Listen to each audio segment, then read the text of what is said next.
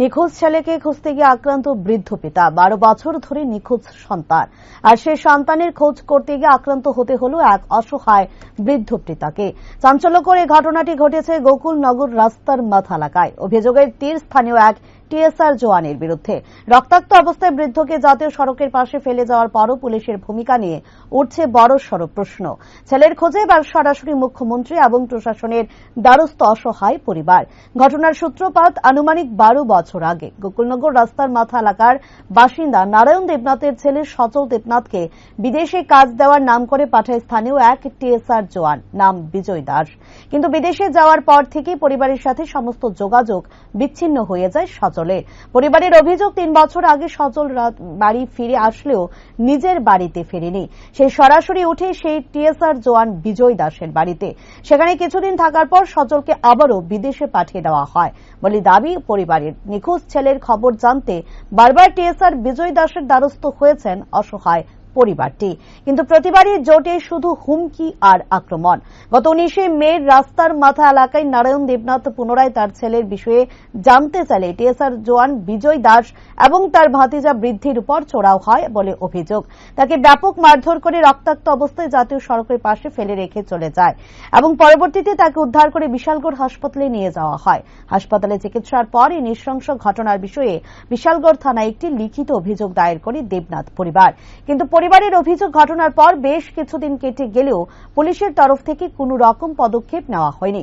অভিযুক্ত টিএসআর জওয়ান বহাল তবিয়তে ঘুরে বেড়াচ্ছে। পুলিশের এই নিষ্ক্রিয়তার এখন চরম নিরাপত্তাহীনতায় ভুগছে গোটা পরিবারটি। শেষ পর্যন্ত নিজেদের নিখোঁজ ছেলেকে ফিরে পেতে এবং দোষীদের শাস্তির দাবিতে স্থানীয় প্রশাসন ও রাজ্যের মুখ্যমন্ত্রীর হস্তক্ষেপ দাবি করছে এই অসহায় পরিবারটি। এখন দেখার এই ঘটনার পর প্রশাসন নড়ে চড়ে বসে কিনা। 12 বছর আগে আমার ভাই সজল দেবনাথ কইছে বিদেশ যাইব, আমরা কাছে টাকা চাইছে, আমরা কইছি আমরা কাছে এখন টাকা নাই। তখন কইছে বিজয় দাসে পাঠাইবো।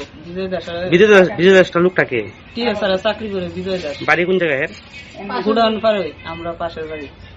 এরপরে কি হয়েছে? তারপর হে বিদেশ পাঠাইছে। 7 বছর পরে বাড়িতে আইছে। আয়াসিরা 1 মাস তারা বাড়িতে আসলো, আমরা লোকের যোগাযোগ করতে দিছে না। তারা যদি জিজ্ঞেস করতে যায় মারধর করে। 3 বছর আগে একবার এমন বাবুরে মারছে, জিজ্ঞেস করে না, আবার ওখানে জিজ্ঞেস করে না, আবার রাস্তা ফলাইয়া মারছে, রক্তাক্ত অবস্থা করছে। এই ব্যাপারে আমরা কি মনে হচ্ছে, আমরা বাইক কোথায় আছে এখন? এখন আমরা জানি না কোথায় আছে, আছে না নাই আমরা ঠিক জানি না কই আছে। বিজয় দাবি জানি। বিজয় দাস সরকার লাস্ট কবে যোগাযোগ করছেন? লাস্ট 19 তারিখ যখন বাবা জিজ্ঞেস করছে যে তোমার ভাতিজা এই অবস্থা, আমার ছেলে কই, তখন ওই রাস্তা ফলাইয়া মারধর কইরা রক্তাক্ত অবস্থা করছে। থানাত গেছি, আমরা থানাত গিয়ে এফআইআর করছি। পুলিশ কি আইছিল? পুলিশ আইছিল, জিজ্ঞেস করছে, করে সেরে আবার গেছে। এখন আপনারা কি চান? আমরা এখন বিচার চাই। এখন আমার বাইরে ফিরা পাইতাম চাই। মুখ্যমন্ত্রীর কাছে আবেদন, আমরা শক্ত বিচার চাই। ভাই যেমন বাড়িতে হে যেমন ফিরাই দে। হে আজকে 12 বছর ধরে আমার বাইরে নিয়ে আগলাই রাখছে, মা বাবার লোকে কোনো দেখা সাক্ষাৎ করতে দেয় না, বাইরের লোকে আমরাও যোগাযোগ করতে দেয় না। 1 মাস হের ঘরের ভিতরে আসলো, বাইরেতে দিছে না। আপনার কাছে অনুরোধ, এই বিচারটা আপনারা দেখবেন।